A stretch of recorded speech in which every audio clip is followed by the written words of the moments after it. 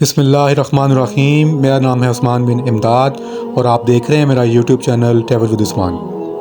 नाज़रीन, आज मैं मौजूद हूँ मदीना मुनव्वरा और सबसे पहले बहुत सारा दुरूद सलाम नबी अकरम सल्लल्लाहु अलैहि वसल्लम की ज़ात पर। अस्सलातु वस्सलामु अलैका या रसूलुल्लाह व अला आलिका व अस्हाबिका या हबीबुल्लाह।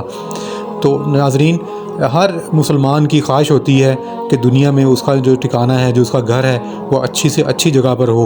लेकिन मरने के बाद हर मुसलमान की दिल की ये ख्वाहिश है कि मेरा मदफून जन्नतुल बकी के अंदर हो, जन्नतुल बकी के मैं मेहमान बनूं। तो नाज़रीन, आज मैं आपको जन्नतुल बकी की ज़ियारत कराऊंगा। ये देखिए, ये जो सामने आपको दीवार नज़र आ रही है, ये पूरी दीवार जो है ये जन्नतुल बकी की दीवार है और ये इस कदर ये वसी कब्रिस्तान है। ये पूरा जो आता है, देखें ये ऊंची दीवार जो आपकी नज़र आ रही है, ये जन्नतुल बकी की दीवार है। और जन्नतुल बकी का जो इलाका था उस वक़्त मदीना मुनव्वरा की के जो शहर था उससे बाहर था। फिर जब मदीना मुनव्वरा बढ़ गया तो ये मदीना मुनव्वरा की हदूद में आ गया। अगर हम बात करें तो आप जब निकलेंगे मस्जिदुल हराम, ये मस्जिद नबवी से, तो ये गेट नंबर 363 है।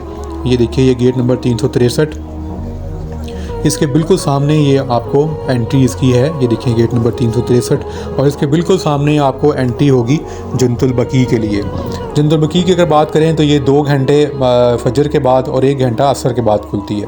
ये देखिए, जब हम एंटर हो रहे हैं, लेफ़्ट साइड पे आपके मस्जिद नबवी है और राइट साइड पे जन्नतुल बकी का ये एंट्री पॉइंट है। और यहाँ से जब हम एंटर होते हैं तो आपके ये दरवाज़ा है जन्नतुल बकी का। जैसे ही एंटर होते हैं, एंटर होते साथ ही आपके लेफ़्ट साइड पे एक बहुत सख्त सिक्योरिटी में कुछ कब्रें हैं। ये वो कब्रें हैं जो नबी अकरम सल्लल्लाहु अलैहि वसल्लम की फ़ैमिली में से, आप सल्लल्लाहु अलैहि वसल्लम की जो बेटियां हैं, आप सल्लल्लाहु अलैहि वसल्लम की जो अज़वाज मुतहहरात हैं और जो सहाबा किराम हैं, उनकी ये कब्र हैं। ये सामने जो सारी माशाल्लाह से ये कब्र हैं, ये नबी अकरम सल्लल्लाहु अलैहि वसल्लम की अज़वाज मुतहहरात और बेटियों की हैं।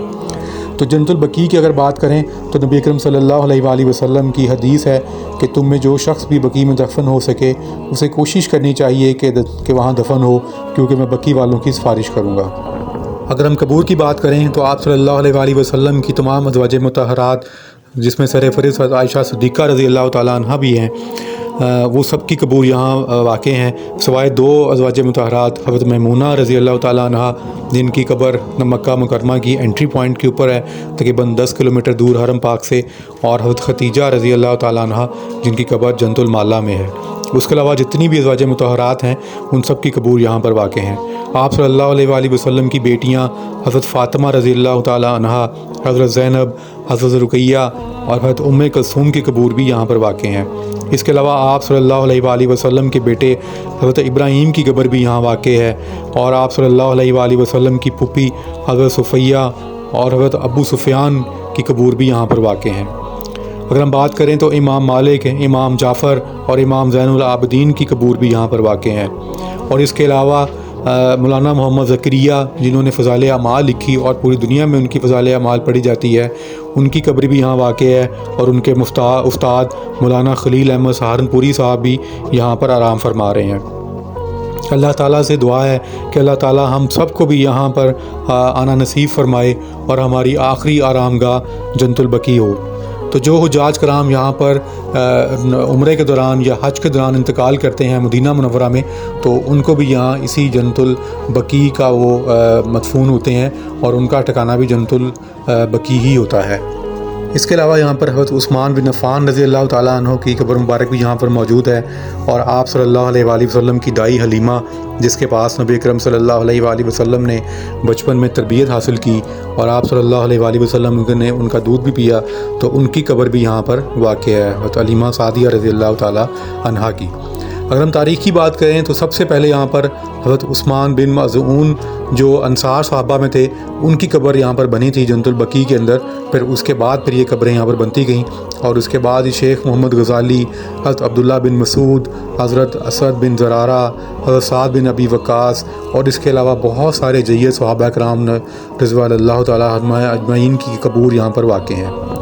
तो ये देखें, बहुत सादा सा कब्रिस्तान है, सिंपल, जो इस्लाम की जो सही शरीयत के मुताबिक जो अहकाम है उसके मुताबिक ये कब्रिस्तान है। और यहाँ पर किसी कब्र के ऊपर कोई नाम नहीं लिखा हुआ, कोई कब्र आप कंफर्म नहीं कह सकते कि ये कब्र उन सहाबा की है या फ़लाँ बंदे की है, क्योंकि ये कबूर जो हैं सब एक जैसी हैं और कतबे लगाने से हमें दीन ने मना फरमाया है। तो अगर हम इसके रकबे की बात करें तो इसका रकबा आजकल 1,80,000 मुरबा मीटर है और ये काफ़ी वसी और अरीज़ कब्रिस्तान है जो काफ़ी दूर तक फैला हुआ है। अगर हम हज़रत उस्मान गनी रज़ी अल्लाह तआला अन्हु की कब्र की बात करें तो ये उस वक़्त जन्नतुल बकी की हदूद से बाहर थी, क्योंकि जिस वक़्त जो लोग इनके शहादत में जो लोग शामिल थे उन्होंने जन्नतुल बकी में इनको मदफून करने से मना कर दिया था, तो इनकी कब्र जन्नतुल बकी के से बाहर बनी थी। लेकिन बाद में अल्लाह की तरफ से जब जन्नतुल बकी जब वसी होता गया तो हज़रत उस्मान गनी रज़ी अल्लाह तआला अन्हु की कब्र जन्नतुल बकी के सेंटर में आ गई। तो आज भी ये कब्र जन्नतुल बकी के सेंटर में मौजूद है। नबी अकरम सल्लल्लाहु अलैहि वसल्लम की ख़ास दुआ है और आप सल्लल्लाहु अलैहि वसल्लम का इरशाद है कि क़यामत के दिन 70,000 लोगों को अल्लाह ताला जन्नत में दाखिल फरमाएंगे और वो जन्नतुल बकी में से होंगे। आपसे गुजारिश है कि आप ज़रूर कब्र की ज़ियारत किया करें, क्योंकि नबी अकरम सल्लल्लाहु अलैहि वसल्लम का इरशाद है कि कब्रों की ज़ियारत किया करो, ये तुमको आखिरत और मौत की याद दिलाती हैं। अगर हम जन्नतुल बकी की बात करें तो आज इसका अहाता 1,80,000 मुरबा मीटर के पर मुहित है और ये वसी व मरीज़ कब्रिस्तान खुशकिस्मत लोगों का मदफून है और खुशकिस्मत हैं वो लोग जिनको यहाँ पर आराम फरमा रहे हैं। अगर हम कब्र की बात करें तो यहाँ पर आपको कुछ पत्थर कब्र के साथ 2 पत्थर और किस कब्र के साथ 1 पत्थर रखा नज़र आएगा। ये देखें सामने। तो जिस कब्र के साथ 1 पत्थर रखा हुआ है इसका मतलब है कि ये एक मर्द की कब्र है, और जिसके साथ 2 पत्थर रखे हुए हैं उसका मतलब है कि ये एक औरत की कब्र है। तो हमारा असल घर यही है जिसको हम गौर से देख लें और हम अपने जो दुनिया का घर है उसको तो संवारने के लिए, उसको बेहतर बनाने के लिए बहुत कोशिशें करते हैं, लेकिन हमें ज़रूर हमें अपना जो असल घर है, जो ये वाला घर है और जहाँ जिसकी ठंडक के लिए हमें बंदोबस्त करना पड़ेगा, और ज़रूर हमें कोशिश करनी चाहिए कि हम अपने आखिरत के घर को संवारें और अपने इस आखिरी घर यानी कब्र को याद रखें। उम्मीद करता हूँ कि आपको मेरी आज की वीडियो बहुत अच्छी लगी होगी। अगर आपको अच्छी लगी हो तो ज़रूर मेरे चैनल को सब्सक्राइब करें, लाइक करें और अपने दोस्तों के साथ इस वीडियो को शेयर कीजिएगा ताकि ये मालूमाती वीडियो आपके दोस्तों तक भी पहुँच सके। अपना और अपने इर्द गिर्द के लोगों का बहुत ख्याल रखिएगा। अल्लाह आपका हमें नासिर हो। अस्सलामु अलैकुम वरहमतुल्लाहि वबरकातुहू।